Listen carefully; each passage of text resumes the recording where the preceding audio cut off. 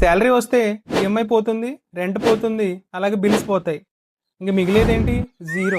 ఈసారి union budget 2026 middle క్లాస్కి ఒక గిఫ్ట్ బాక్సా లేక షాక్ బాక్సా?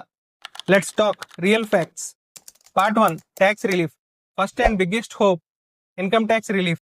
ఈ బడ్జెట్లో స్టాండర్డ్ డిడక్షన్ ఇంక్రీజ్ అవ్వచ్చని స్ట్రాంగ్ ఎక్స్పెక్టేషన్స్ ఉన్నాయి. అంటే సింపుల్గా చెప్పాలంటే మీ శాలరీలో ట్యాక్స్ పడకుండా కొంచెం ఎక్స్ట్రా మనీ మీ హ్యాండ్లో ఉంటుంది. ఇంకా ఇంపార్టెంట్ ఏంటంటే ఓల్డ్ ట్యాక్స్ రెజ్యూమ్లో హోమ్ లోన్కి బెనిఫిట్స్ పెరగొచ్చని టాక్ ఉంది. సో కొంచెం ట్యాక్స్ తగ్గితే మన స్ట్రెస్ కూడా తగ్గుతుంది. Part 2, home buyers. మన మిడిల్ క్లాస్కి బిగ్గెస్ట్ డ్రీమ్ ఏంటి? ఓన్ హౌస్ ఉండాలని.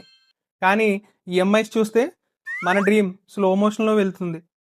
ఈ బడ్జెట్లో హౌసింగ్ లోన్స్కి ఎక్స్ట్రా డిడక్షన్స్ వస్తే ఈఎంఐ ప్రెజర్ కొంచెం రిలీఫ్ అవుతుంది. ఫస్ట్ టైం హోమ్ బయర్స్కి ఇది real good news. Part 3, salary plus SIP. No simple logic.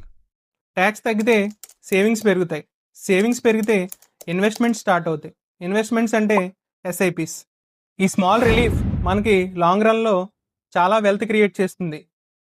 ఆ విధంగా మన మిడిల్ క్లాస్ వాళ్ళు నెమ్మదిగా స్టార్ట్ చేసిన బలంగా గెలుస్తారు.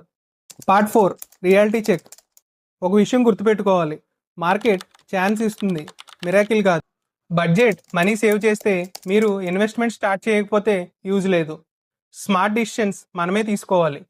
సో బడ్జెట్ సూపర్ హిట్ అయితే మీ పాకెట్ హ్యాపీ, మీ future strong. Budget updates, tax tips, SIP guidance కోసం ఫాలో చేయండి. ఈ వీడియోని ఎవ్రీ శాలరీ ఫ్రెండ్కి షేర్ చేయండి. Thank you.